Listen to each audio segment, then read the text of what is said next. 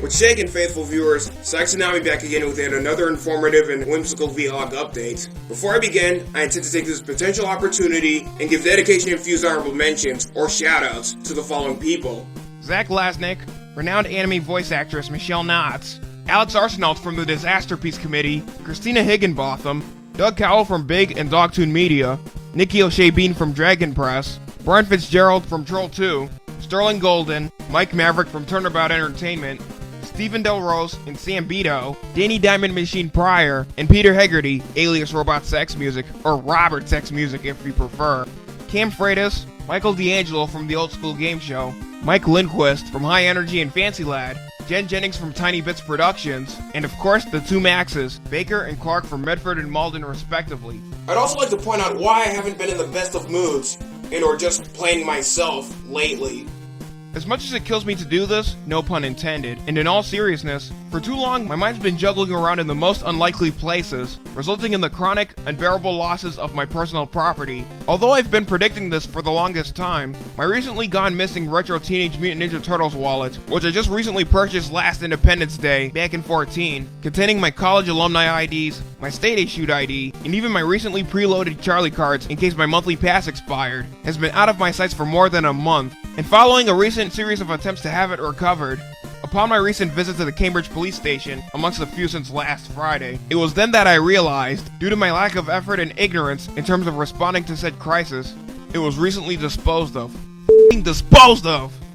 And to make matters even worse, I've even lost my recently replaced SafeLink cell, an Alcatea brand to be precise, approximately over a third of my entire Game Boy collection, including Nemesis by Ultra and Konami, a Gradius spin-off, Castlevania The Adventure by Konami, Q-Billion by Seta, Alien vs. Predator The Last of His Clan by Activision and Ask Kodansha, Tiny Toon Adventures Babs' Big Break by Konami, and of course Bugs Bunny Crazy Castle 2 by Kemco, and even my monthly Charlie ticket, all of which I solemnly swore to protect at any cost, no matter what. And now guess what? I have to work my ass off even harder to replace them all!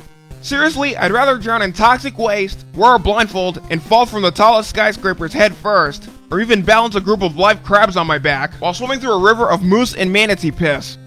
In full honesty, it's impossible to face those that care about me the most, even after finding out that I've been shirking my responsibilities, even at my current age no less. Hell, my biggest fear of them all, upon another meeting, is that they'll land one nerve-wracking, time-consuming guilt trip reminder after another. And at this very juncture, I've just about reached my breaking point with this damn half-assed universe. And here's the big kicker that I've been dying to throw out for the absolute longest time, despite having attempted doing so in a previous vlog.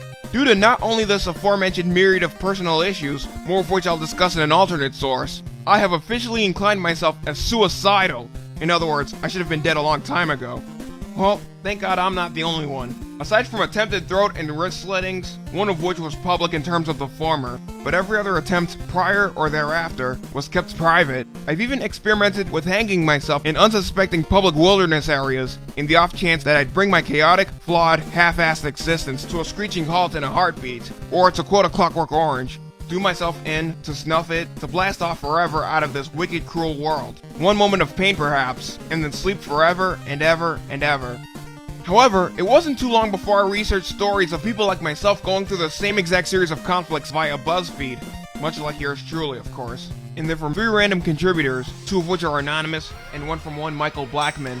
And I quote, "When I was studying abroad, I heard that a few of my close family friends had passed away. As I kept getting the news, I found myself starting to feel really empty and genuinely numb to the outside world. I was crying nearly every day, and just felt a hopelessness that wouldn't go away.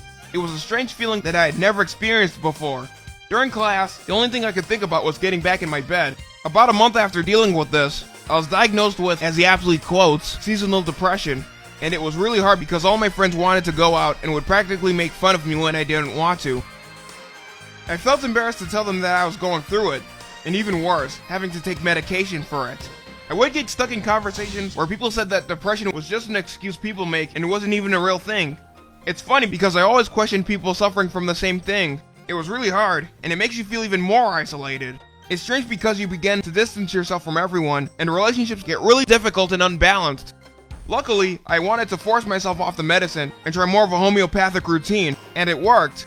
I sometimes have off days, but it was the true friendships and family support that helped me overcome it, the former of which I prefer than the latter. After going through it myself, it made me look at mental illness in a whole new way that really needs to be addressed. I went through maybe 2 full decades of my life in total denial of my depression. I think some people who are close to me could see it clearly, but I refused to identify as a person who was prone to depression. I didn't see myself as having problems as severe as other people, and didn't want others to think less of me. I never got help, even at the times when I actually did want it, because I didn't have a lot of money or insurance for long stretches of time. Again, like yours truly. But all that caught up with me, and led to a period of clinical depression that got so bad that the only feeling strong enough to be felt through overwhelming numbness and apathy were anger, fear, and self-loathing. This had major consequences in my work life, and led me to completely alienate someone with whom I was once very close. I had to reach this low to get real talk beyond talk therapy, and to be prescribed an antidepressant. It made all the difference, and I truly feel more like myself now. I am grateful that this positive change happened, but I think a lot about what my life would be like today if I'd done this 10 years ago, 15 years ago, or 20 years ago.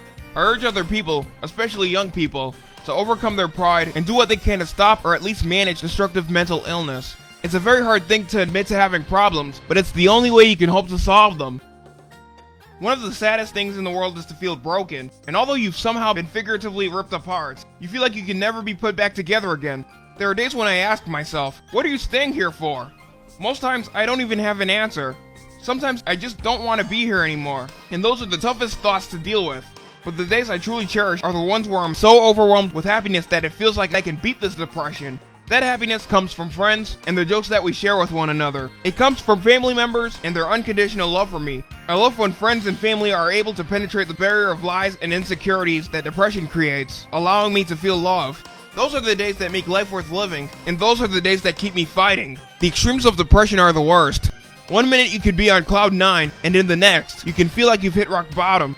I will be seeing a therapist soon. One day, however, I would like to get to a place where I can know for certain, without a doubt in my mind, that I belong here without the validation that comes from external forces. Fourth wall breaking eye and heart openers aside, regarding BitFest, last month at the Filippo-style hair salon during PAX East weekend no less, not too far from the Washington Street Silver Line, was yet another in the series of unforgettable beyond description moments. The next one will be at Night Shift Brewing on 87 Santilli Highway in Everett. So if I were you, I'd keep a close lookout on the event's site page and or its FB page. Next, the Old School Game Show. It's only 4 more days, or in this case 3, until the all-trivia variety revolution ensues, at the usual Davis Square Theater in Somerville no less. And this month's theme is Pat Sajak's Softcore Betamax Fever Dream Flashbacks. It's at 9 o'clock, you have to be 21 and over to enter. In other words, you need to have a valid state and or government-issued ID ready upon entry. Of course, I had to learn the hard damn way. And it's for either $15 in advance, or $20 at the door. And finally, about my Hardcore Retro God project. As you're already aware, I've recently wrapped up Season 2. That's right, Jewel Master and Comic Zone both on the Genesis, in separate segments no less. Starting from last fall, every damn Ninja Turtles game ever made, from the NES era, including the Game Boy, all the way to the 16-bit era. Haley Wars on the Game Gear by Sega and Taito. Konami's WiiWi World 1 and 2 for the Famicom. Every Home Alone game ever made by THQ and Sega for various consoles. Dino Wars Destruction of Spondylus for the NES by Bandai. Konami's The Legend of the Mystical Ninja. Samurai Pizza Cats, or Kyato Ninja Teyande for the Japs out there. And finally, the Shinobi Genesis Trilogy, Revenge, Shadow Dancer, and Shinobi 3 Return of the Ninja Master.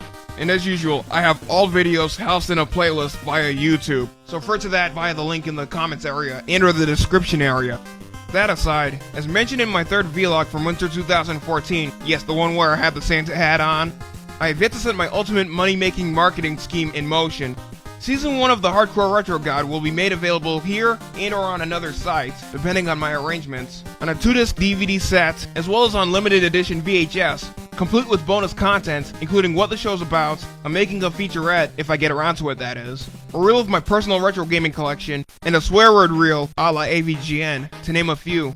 Payment-wise, not only will I accept cold hard cash, but PayPal as well. Take note, not only will prices be discussed privately, my email address will be provided upon request for the latter payment method. As for my Season 3 itinerary, I've taken the liberty of constructing a memorial of what I'm reviewing, as shown here. Otherwise, please refer to my previous vlog, whose link will once again be provided in either the comments or description areas, because I'm not reiterating it here. Oh f***ing no. And well, that should just about do it for my myriad of updates that I have so far. Until then, this is PsychTsunami signing off.